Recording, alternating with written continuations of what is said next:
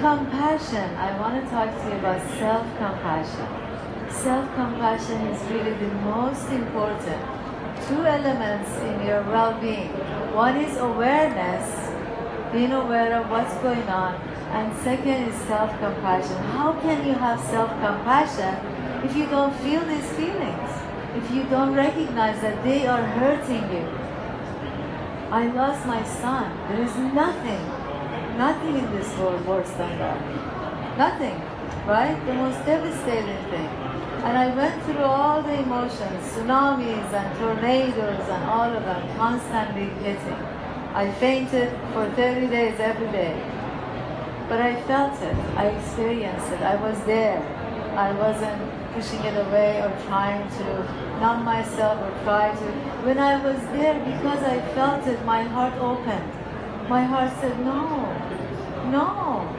I don't want to suffer. I'm here. What am I going to do? I haven't died, I cannot die without doing something about it. And I'm not going to do something else. So what am I left with pain, so much pain.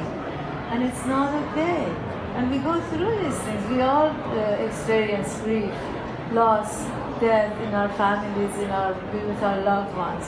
It's a human nature and it's human experience for us to feel the intensity. But then there is a little bit of control we can have. I'll give you an example. I was in Thailand a couple of months ago, and one day at my hotel, in the morning I was working overseas with my assistant here, lovely. Couple of hours, I got tired, and I all of a sudden fell into this feeling of depression, sadness. It just low, and I'm tired. And immediately, what happened? My mindset brought the name of my son, Kurosh. Kurosh. I was gonna, cry and say, "Oh my God, it's all because of that." And another voice, another awareness came and said, "Don't make him responsible for your happiness. Don't do that."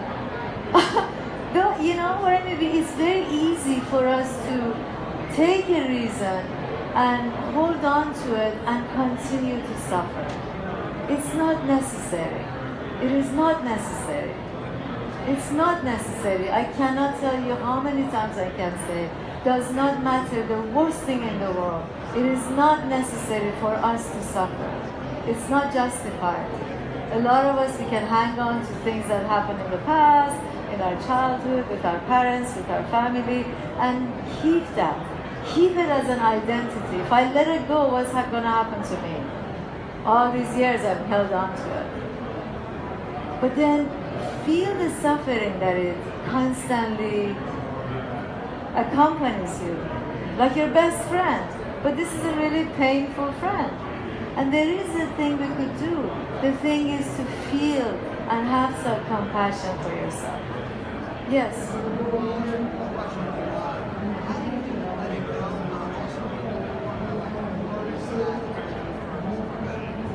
Yes, very good. How do you let it go? First thing is to feel it.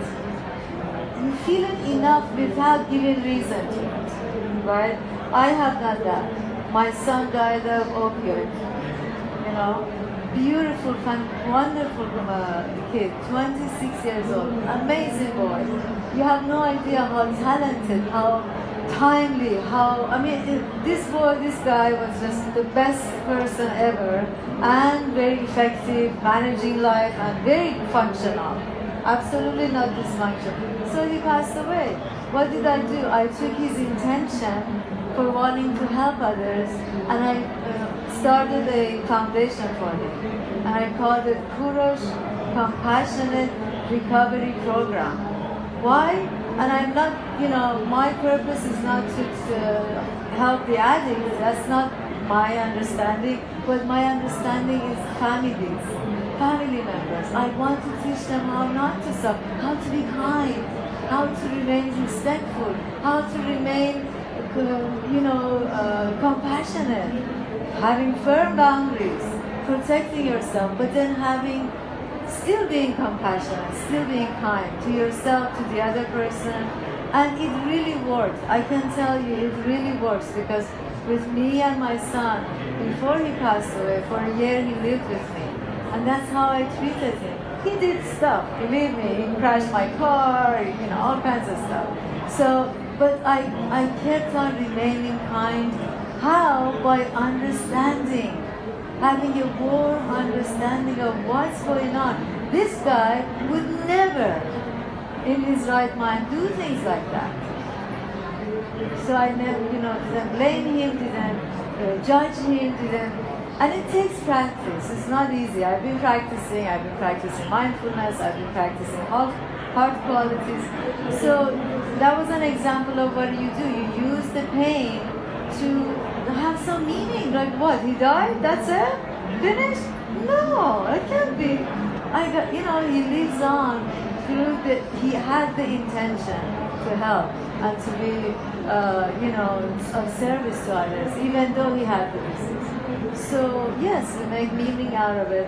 And then the letting go happens by being aware of the emotion, of the feeling, and how our mind is hanging on to it, and increasing our pain, increasing our suffering, and knowing that we are not obligated, under no circumstance are we obligated. I used to say this to my students all the time, with a lot of passion I used to say it. And when this happened to me, they actually saw that I'm not obligated. And believe me, it's a tornado, tsunami comes and hits me. But I'm not obligated to hang on and see myself, identify myself as a woman who has lost a child and forever be doomed. No, I will not do that. I will not allow myself to do that. Because why? The best in me comes and says, oh, I remember a time before this, I was happy, I was peaceful, I was very functional, I was confident, I was competent.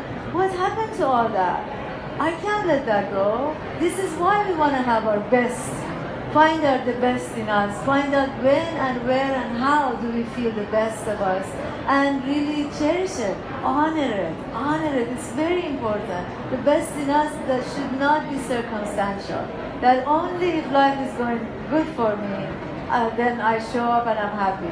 As soon as something happens that messes things up, then I don't have to be the best in me. Any comments, any questions? Is this resonating with some of you? Yeah? What do you think? Thank you, yeah. So how do you do that? By determination. Have a determination that I do not want to suffer, and I do not have to suffer, and I actually want to be responsible for my happiness. I said to my thought, oh my God, Purush, and I was going to fall into this abyss of, crying and all that. All of a sudden my mind said, don't make him responsible for this. And that was enough. It was enough for me to let him be, poor guy, he's gone. Enough. Do you understand? There is a natural thing that happens. We experience feelings. That's not what we're talking about. We're talking about after the feeling hits, right away what happens? Our mind does not like it and goes and makes a whole story about it, hangs on to it, and just goes on and on and on. Now, it's not easy. You have to practice being aware, being mindful, being present, practice connecting to the heart. Heart has a vast amount of resources for our happiness, but we tap into it circumstantially only. If there's a wedding, we are happy. If there's a baby just born, we are happy. If we get a gift, we feel the heart. But it's circumstantial. We want to increase that. So I encourage you to seek out classes, courses, teachers that are accessible to you for developing the skill and the capacity for being aware, being in touch. Being in touch, and I'm telling you, you are not obligated to be upset and unhappy regardless of what. But you are obligated to be happy actually. You're obligated. Why? Because look, if I just wallow in my suffering, which is so new, it's so new, so fresh, I have the right to to just give up everything and fall down and you let go of everything and blame everything and say, I can't do it. I have the right. But will I do it? Why should I do it? Why? So finding the best in you gives you energy, gives you confidence, gives you good feeling, makes you connected to yourself, however you're going to go about it. This is just like, maybe I'm just planting seeds right now. Maybe you already are there. Maybe you have to do whatever you have to do. But being kind to yourself is feeling the pain. If you don't feel the pain, whatever pain of difficulties that come up, there is no way you can be kind to yourself. But you're gonna just keep doing and distracting yourself and going on and on and on and on. You had a comment? I was just wondering, when you haven't had a lot of tragedy, like all the little things Yes. that come up every day, whether it's an annoying boss or Yes. or traffic, how do you still bring your Yes. best and not keep letting it Exactly. Same formula. It's the pain that informs you. So you get upset that somebody has supposedly cut you off on traffic on the road. First of all, such a thing does not. Nobody wakes up in the morning and says, "Oh, at the corner of such and such street, I'm going to cut this short." That doesn't happen, right? Everybody is going on their way. But when we get upset, we get angry, we get, you're laughing, nobody does that, right? When we get that, when we become, justified, we feel like the entire road is mine. Of course, the mind doesn't say that because you would laugh at it. But there is a feeling of belonging. I own this thing. When that feeling comes up, you can feel it and say, wait a minute. Who's getting hurt here? The other guy or the other woman in the other car? They don't even know what I'm doing. They don't even know what I'm feeling. So who's getting hurt? The way to do it is to pay attention, shift your attention away from the story, from what it's saying that, oh my God, I can't believe this guy did this, or nobody is listening and all of that is fabricated. Our mind fabricates everything. Our mind fabricates everything. All of our experiences, all of our thoughts, all of our understanding, all of our interpretation, all of our opinion, all of our judgment, all of our discernment, everything is fabricated by our mind. Means it makes it up. Based on some, some good reasons or some educated guess. But it's not definitely truth. So we can fabricate something that is actually useful for us, right?